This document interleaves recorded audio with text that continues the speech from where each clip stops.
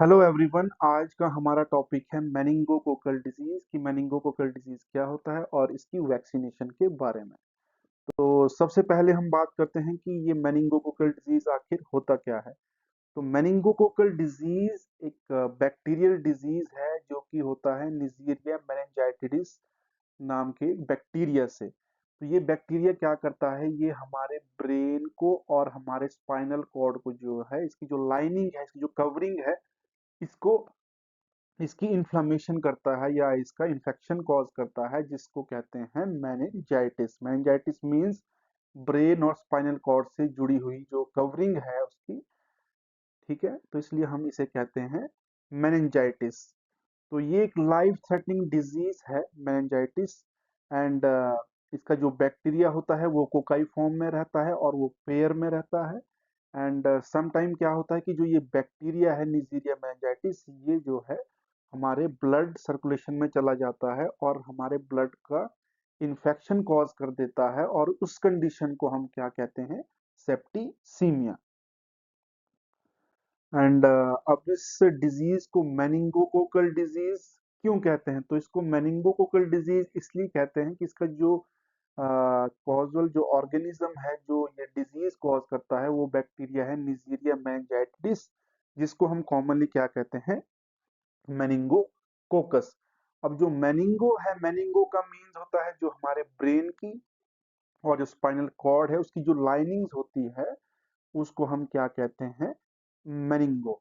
जैसे कि यहाँ पे आप देख सकते हैं ये जो ब्रेन की जो कवरिंग है, ये इन्फ्लामेशन इसकी हो गई है, जो रेड सी फॉर्म में आपको दिख रही है यहाँ पे।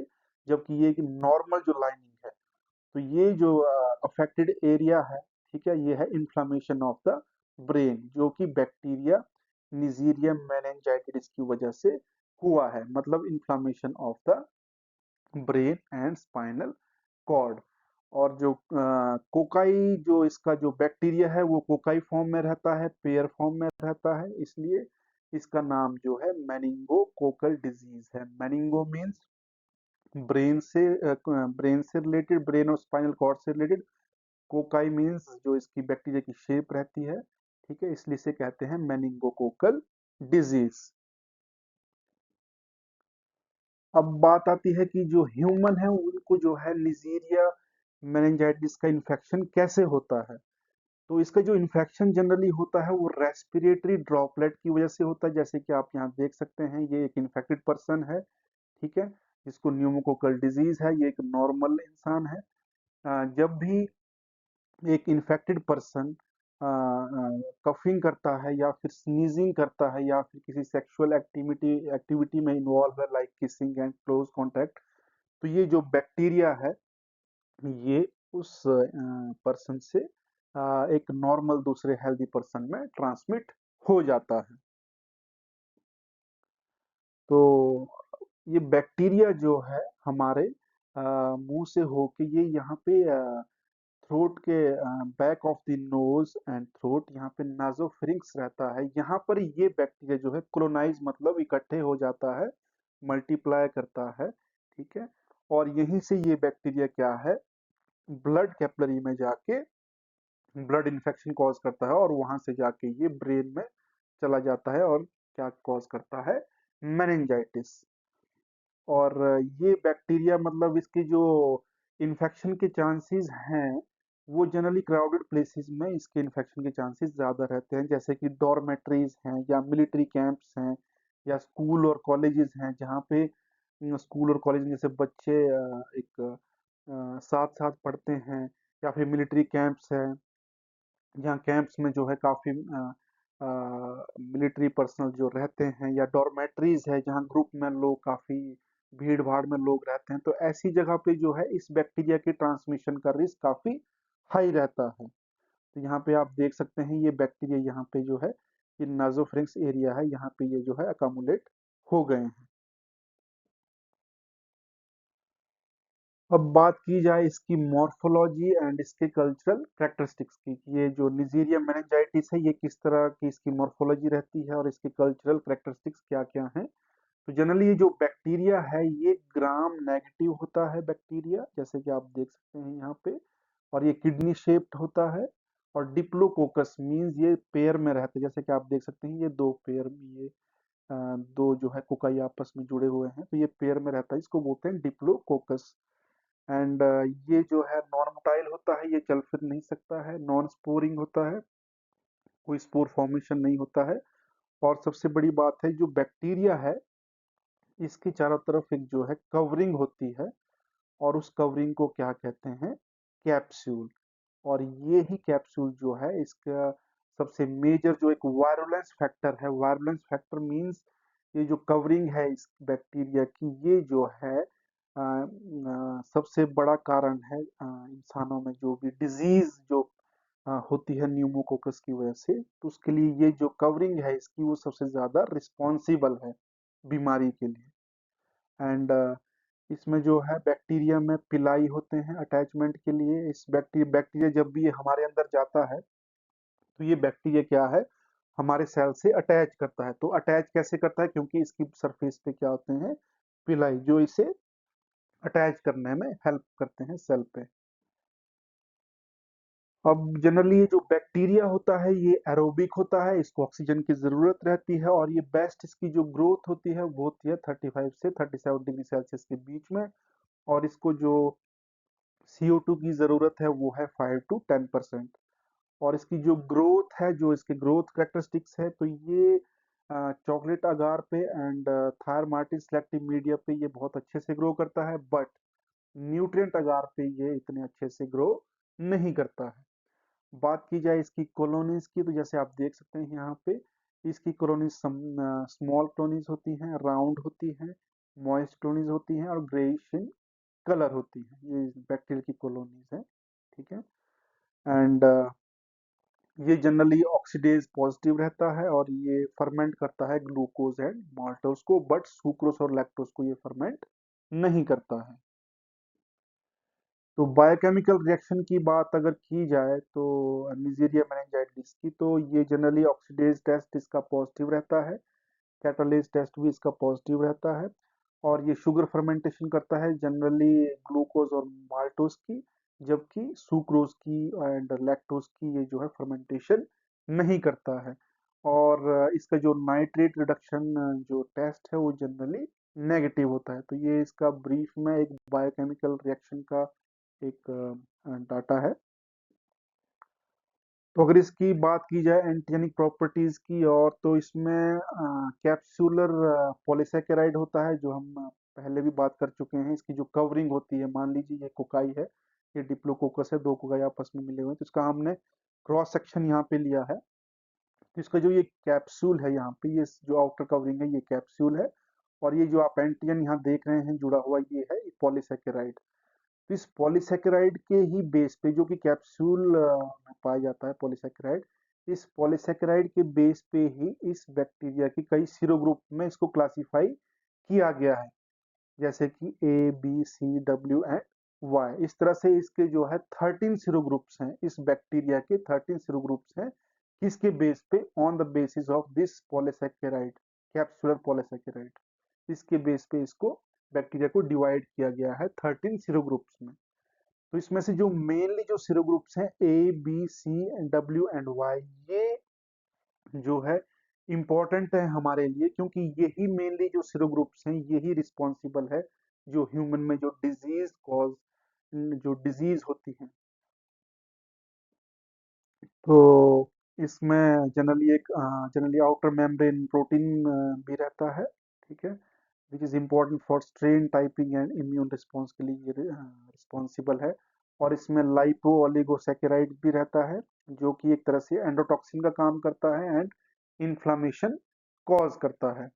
और पिलाई इसमें रहता है, इसको फिम्ब्रिया भी कहते हैं, जो कि हम पहले भी डिस्कस कर चुके हैं। ये इसके जो आप देख रहे हैं ये पिलाई है, जो आप ये थ्रेड लाइक जो स्ट्रक्चर्स के सरफेस पे देख रहे हैं बैक्टीरिया के, ये फिम्ब्रिया हैं या इनको पिलाई कहते हैं, जो कि हेल्प करते हैं बैक्टीरिया को अटैच करने के लिए हमारे जो सेल्स हैं।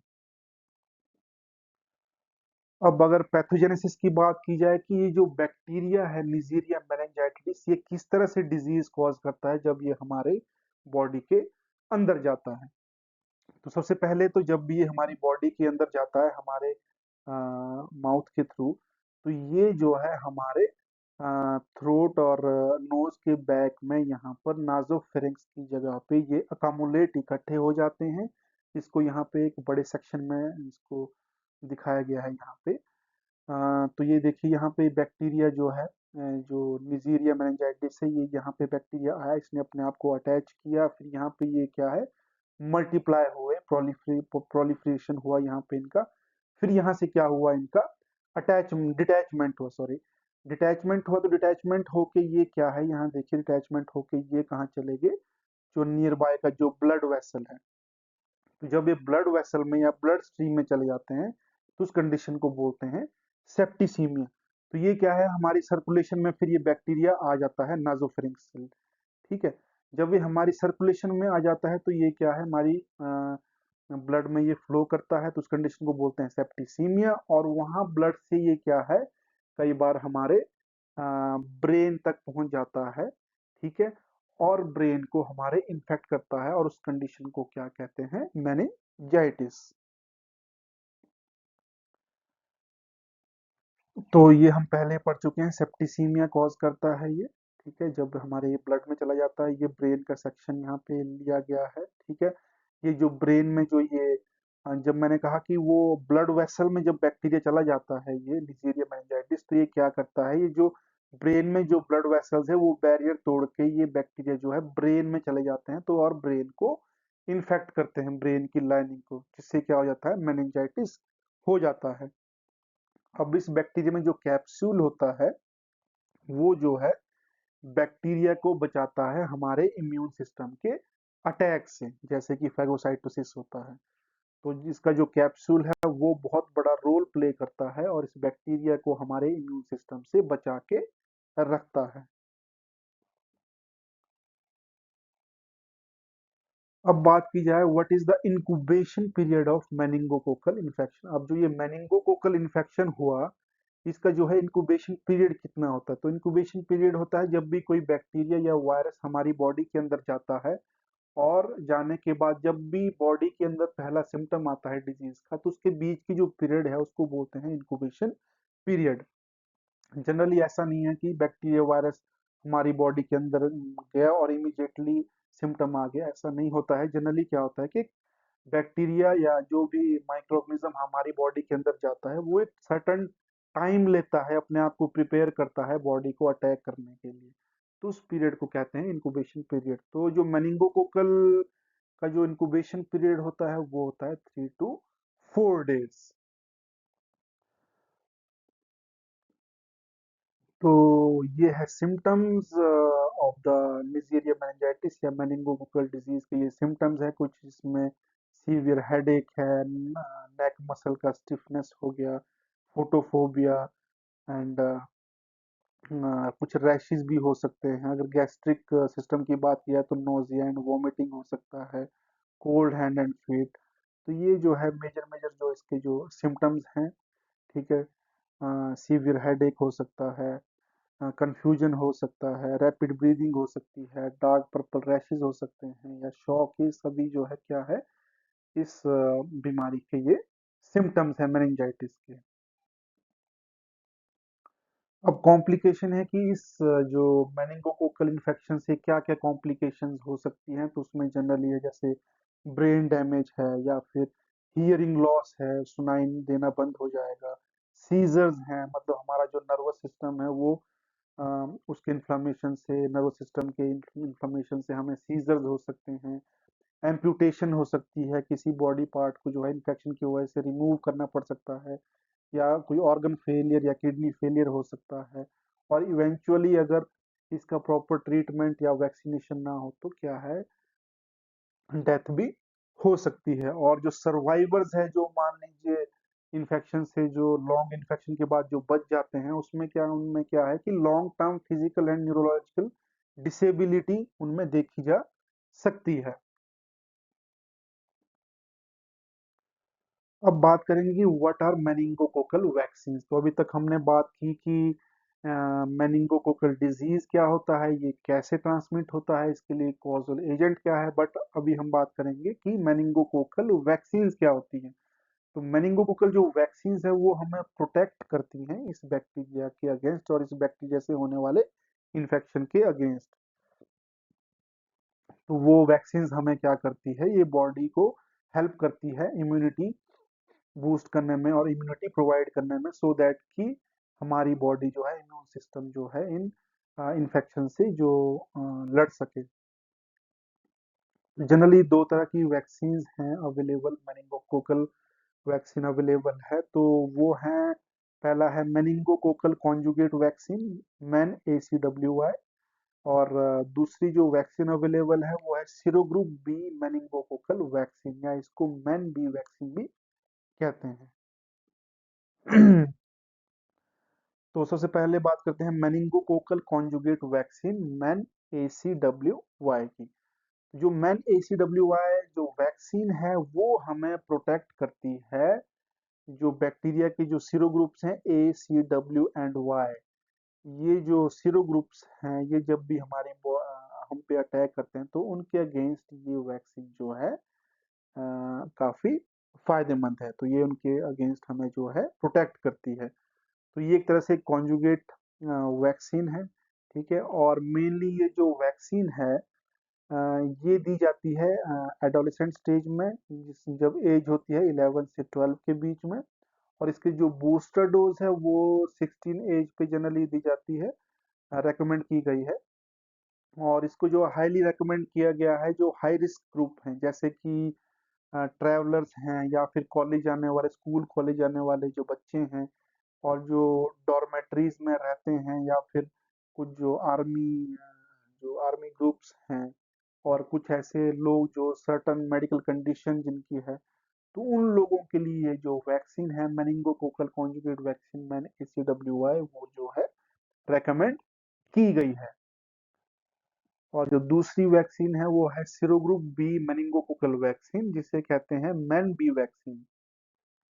जो मैन बी वैक्सीन है ये प्रोटेक्ट करती है हमें मैन ACWY के अलावा, AC जो स्ट्रेन है, जो सीरो ग्रुप है ACWY के अलावा जो दूसरे सीरो ग्रुप्स हैं उनसे हमें ये जो है मैन बी वैक्सीन प्रोटेक्ट करती है, ठीक है।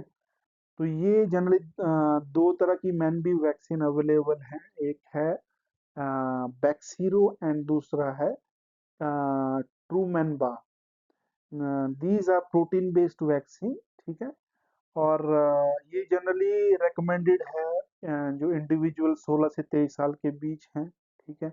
और ड्यूरिंग स्पेशली ये कब दी जाती है, जब भी कोई इस तरह का आउटब्रेक होता है न्यूमोकोकल वैक्सीन का, या फिर जो कुछ लोग जो इंक्रीज्ड रिस्क पे हैं, जैसे कि एस्प्लीनिया, जिनमें स्प्लीन को रिमूव कर दिया गया है, या किसी भी कारण से, या फिर किसी में जो है कॉम्प्लीमेंट डेफिशिएंसीज हैं, जो हमारा इम्यून सिस्टम उसमें जो है कॉम्प्लीमेंट जो सिस्टम है वो प्रॉपरली काम नहीं कर रहा है, या फिर कुछ जो lab worker, certain lab worker, तो उनको ये जो है मैन बी वैक्सीन को जो है रेकमेंड किया गया है। तो जैसे कि मैन ACWY वैक्सीन है वो जो है जनरली रेकमेंड की जाती है, बट ये जो वैक्सीन है मैन बी वैक्सीन ये रूटीन रूटीन प्रैक्टिस में नहीं है ये वैक्सीन, ठीक है। इट इज बेस्ड ऑन, इसको दिया जाता है रिस्क और नीड के बेस पे इस वैक्सीन को दिया जाता है, ये मतलब ये वैक्सीन जो है एक रूटीन प्रैक्टिस में नहीं है।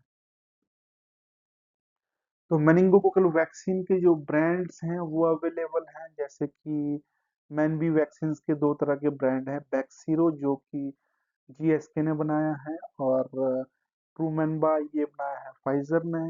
वैसे ही मैन ACWY जो वैक्सीन है वो इसके तीन तरह के ब्रांड हैं, मैनेक्ट्रा जो कि सनोफी पास्चर ने बनाया है, मैनवियो ये GSK ने बनाया है, और निमिनरिक्स ये जो है फाइजर ने बनाया है वैक्सीन। तो अब बात करते हैं dose and route of meningococcal vaccine.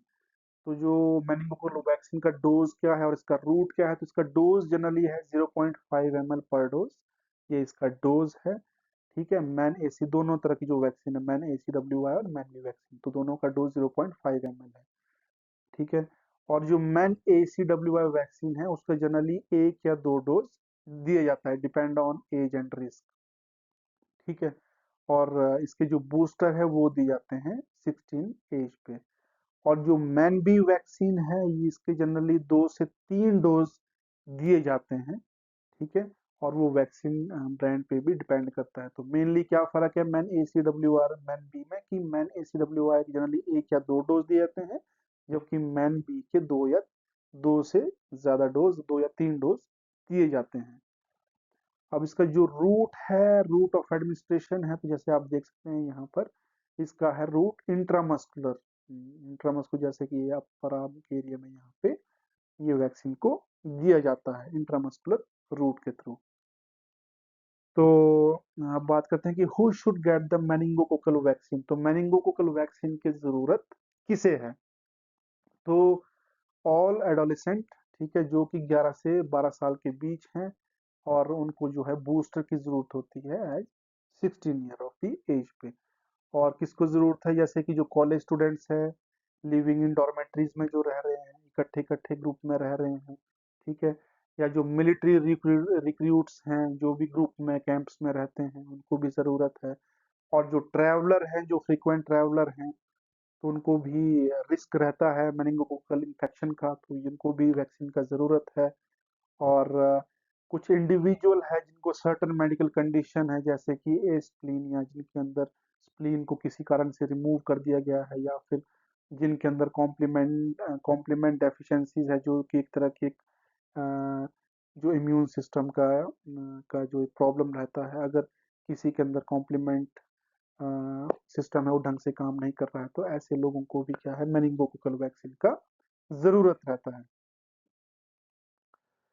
तो अब बात करते हैं कि is the meningococcal vaccine mandatory. क्या मेनिंगोकोकल वैक्सीनेशन मैंडेटरी है?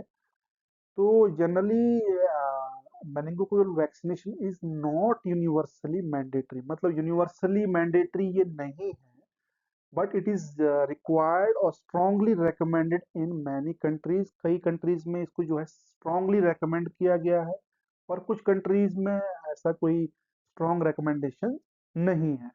अब जैसे कि strong recommendation, it is mandatory for adolescents entering school, जो बच्चे स्कूल जा रहे हैं, कॉलेज जा रहे हैं। और जैसे कि जो लोग हज में जाते हैं, हज पिलग्रिम्स, एंड उनके लिए ये रेकमेंड किया गया है मेनिंगोकोकल वैक्सीन। और जो मिलिट्री रिक्रूट्स हैं या मिलिट्री कैंप्स में जो लोग रहते हैं सोल्जर्स, उनके लिए, और ट्रैवलर्स हैं उनके लिए स्पेशली ये जो है रेकमेंड की गई है वैक्सीन। या फिर हाई रिस्क इंडिविजुअल, जो कि हम बात कर चुके हैं, जिसमें मान लीजिए स्प्लीन को रिमूव कर दिया गया है, या फिर इसमें कॉम्प्लीमेंट सिस्टम जो है, इम्यून सिस्टम का हमारा वो प्रॉपरली काम नहीं कर रहे हैं, तो ऐसे लोगों में क्या है ये मेनिंगोकोकल वैक्सीन जो है मैंडेटरी है। अदरवाइज कुछ कंट्रीज में ये ऐसा कोई मैंडेटरी नहीं है। तो नेशनल जो इम्यूनाइजेशन जो पॉलिसीज हैं वो वेरी करती हैं कंट्री टू कंट्री, ठीक है। कुछ कंट्रीज में ये जो है हाईली रिकमेंडेड है, और कुछ कंट्री में इसी वजह से जो है कुछ कंट्रीज में ज्यादा रिकमेंडेड नहीं है। Are there any side effect of meningococcal vaccine? क्या मेनिंगोकोकल वैक्सीन के कोई साइड इफेक्ट हैं? तो यस, मेनिंगोकोकल वैक्सीन के साइड इफेक्ट हो सकते हैं, बट वो कैसे होते हैं? माइल्ड होते हैं और टेम्परेरी होते हैं, और वो कुछ टाइम के लिए वो जो है जो सिम्टम्स होते हैं वो गायब भी हो जाते हैं। जैसे कि सिम्टम जनरली पेन, रेडनेस, जहाँ पे आप इंजेक्शन लगेगा वहाँ पे थोड़ा पेन हो जाएगा, रेडनेस हो जाएगा, थोड़ा स्वेलिंग हो जाएगा, या फिर आपको थोड़ा फीवर रहेगा या हेडेक रहेगा एक आध दिन के लिए, 1 या 2 दिन के लिए। एंड कुछ में जो है कुछ एलर्जिक रिएक्शन भी हो सकता है। बट अगर कोई सीरियस एलर्जिक रिएक्शन है तो आपको जो है जनरली आपको तुरंत जो है हॉस्पिटल में आपको डॉक्टर को दिखाना है, और वो जो भी रेकमेंड करेंगे उस हिसाब से। बट जनरली क्या है कि जो भी ये वैक्सीन है ये जनरली सेफ रहती हैं, ठीक है। हाँ, ये टेम्परेरी आपको थोड़ा सा पेन हो सकता है at the site of injection, थोड़ा फीवर हो सकता है, हेडेक हो सकता है, ठीक है। तो ये जैसे कहते हैं कि serious allergic reactions are rare, ठीक है, एलर्जिक रिएक्शंस नहीं होती है जनरली, बट अगर किसी को बाई चांस ऐसा कुछ होता है तो उसको तुरंत जो है हॉस्पिटल जाना चाहिए। How effective is the meningococcal vaccine? तो अब बात करें कि मेनिंगोकोकल वैक्सीन कितना इफेक्टिव है। तो meningococcal vaccine is highly effective, ये बहुत ज्यादा इफेक्टिव है। और ये जो है इस मेनिंगोकोकल डिजीज को जो है प्रिवेंट करने में काफी हेल्प, ये काफी इफेक्टिव है। यानी इट प्रोवाइड 85 टू 100% तक की प्रोटेक्शन प्रोवाइड करता है। ठीक है। हाउएवर ये क्या बोलता है कि जनरली क्या है कि टाइम के साथ जो है धीरे धीरे क्या है जो प्रोटेक्शन है वो धीरे धीरे कम होना शुरू हो जाती है। जब भी हम वैक्सीन देते हैं तो कुछ टाइम के बाद उसकी प्रोटेक्शन जो है कम होती है, तो उस वजह से क्या है कि टाइम टू टाइम जो है बूस्टर डोजेस का रिक्वायरमेंट रहता है, सो दैट कि हम जो है हम हमारी इम्यूनिटी लेवल को जो है एक सही लेवल तक उसको मेंटेन रख पाए।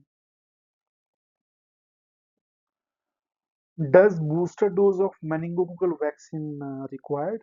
तो अब बात करते हैं कि क्या बूस्टर डोजेस का रिक्वायरमेंट है मेनिंगोकोकल वैक्सीन का। तो yes, booster doses are recommended specially for adolescent and high risk individual. अब जो भी हाई रिस्क इंडिविजुअल है या जो एडोलेसेंट हैं, ठीक है, स्कूल कॉलेज जाने वाले या मिलिट्री रिक्रूट्स, तो उनमें जो है बूस्टर डोजेस का जो है जरूरत है। क्योंकि जैसे कि हम यहाँ पे देख सकते हैं बूस्टर डोजेस क्यों जरूरत है। अब देखिए जब हम फर्स्ट डोज देते हैं वैक्सीन का तो धीरे धीरे हमारी इम्यूनिटी जो है, एंटीबॉडी टाइटर जो हमारी बॉडी में धीरे धीरे इंक्रीज होता है। बट टाइम के साथ क्या है कि हमारा एंटीबॉडी टाइटर जो है धीरे धीरे डिक्रीज होना शुरू होता है। तो हम क्या करते हैं, सेकेंड डोज देते हैं। ठीक है। अब फिर से क्या है कि जब सेकेंड डोज दिया तो फिर से हमारी जो है एंटीबॉडी टाइटर जो है और पिछली बार से थोड़ा ज्यादा तेजी से और ज्यादा एंटीबॉडी टाइटर हमें यहाँ पे देख सकते हैं। फिर ये क्या है कि धीरे धीरे टाइम के साथ साथ ये जो है डिक्रीज होना शुरू होता है। तो इस स्टेज पे हम क्या देते हैं, booster dose.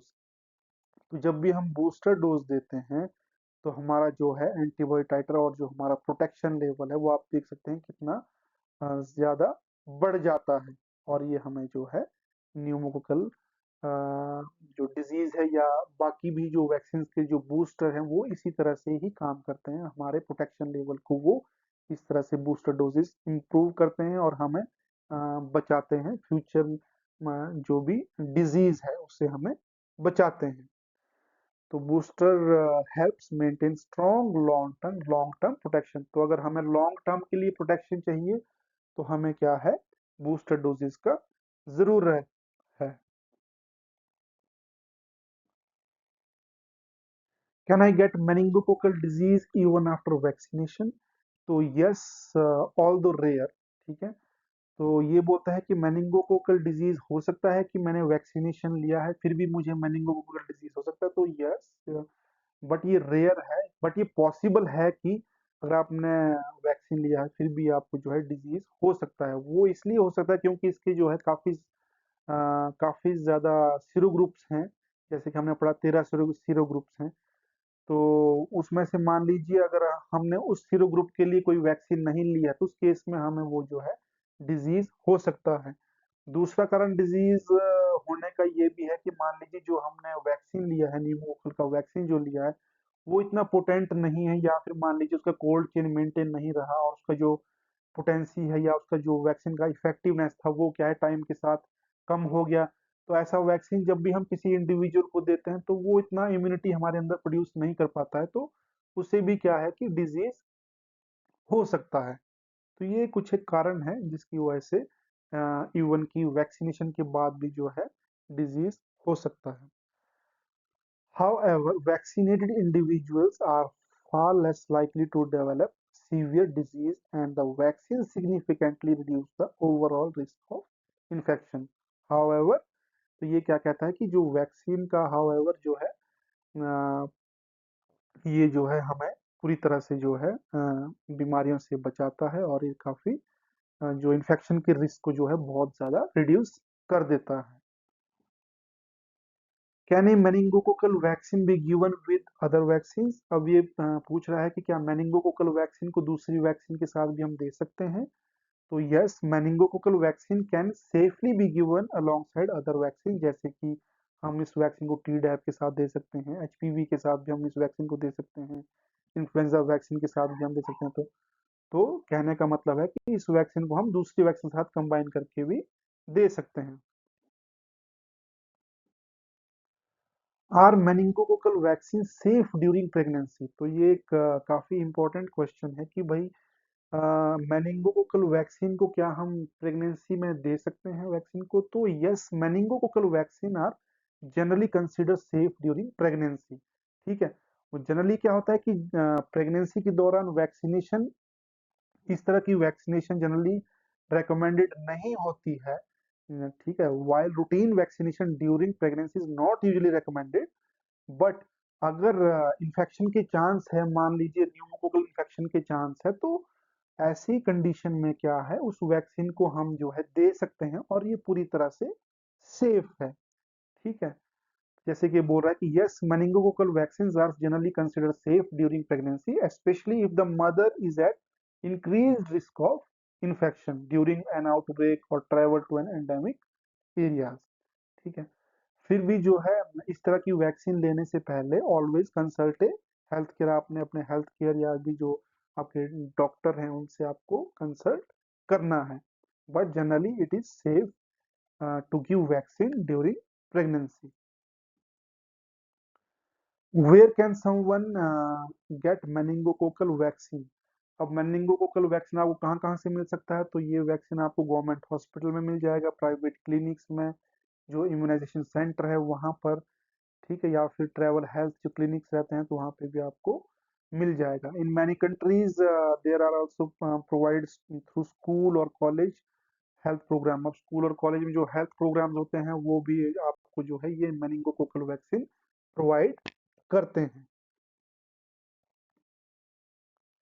How long does protection from the meningococcal vaccine last? तो ये भी एक इम्पॉर्टेंट एक क्वेश्चन है कि मेनिंगोकोकल वैक्सीन लेने के बाद ये वैक्सीन जो है कितने टाइम तक इफेक्टिव रहती है या कितने टाइम तक हमें प्रोटेक्शन प्रोवाइड करती है? तो protection from meningococcal vaccine typically last from 3 to 5 years। मतलब वैक्सीन देने के जो है 3 से 5 साल तक ये वैक्सीन जो हमें प्रोटेक्शन देती है।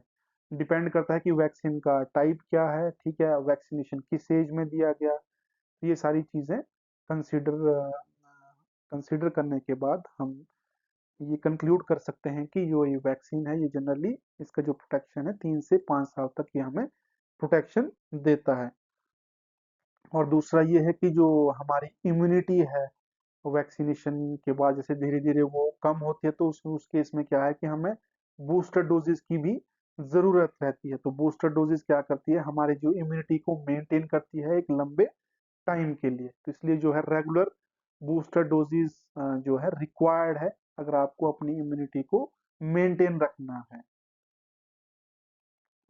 तो जैसे कि यहाँ आप देख सकते हैं कि पहला डोज 11 से 12 साल के बीच दिया गया है मेनिंगोकोकल वैक्सीन का, और जो है 16 साल पे जो है डोज 2 दिया गया है।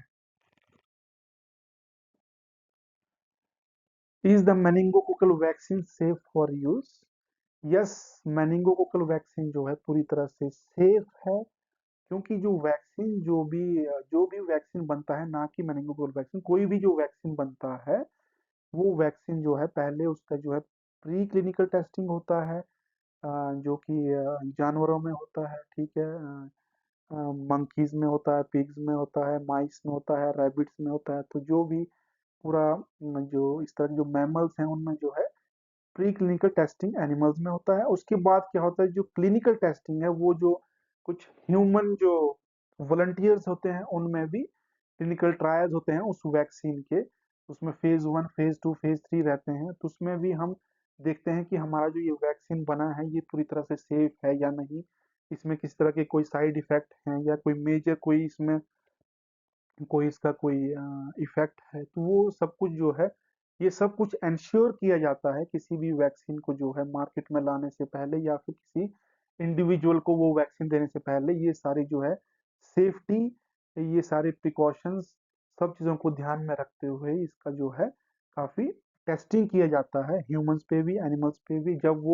इन पे जब उनके रिजल्ट सेटिस्फैक्ट्री आते हैं एनिमल्स पे और ह्यूमंस वॉलंटियर पे क्लिनिकल ट्रायल में, तो तभी जो है उस वैक्सीन को ओके कर दिया जाता है और फिर वो रेगुलेटरी के थ्रू भी उसकी पहले तो मैन्युफैक्चरर अपने एंड पे वो वैक्सीन को टेस्ट करता है, फिर जो है रेगुलेटरी जो है वैक्सीन की टेस्टिंग करता है, और उसके बाद ही फिर जब पूरी तरह से एंश्योर हो जाते हैं कि वैक्सीन सेफ है, तभी वो जो है मार्केट में वो वैक्सीन आती है। तो इसलिए वैक्सीन जनरली क्या है, they are safe for use.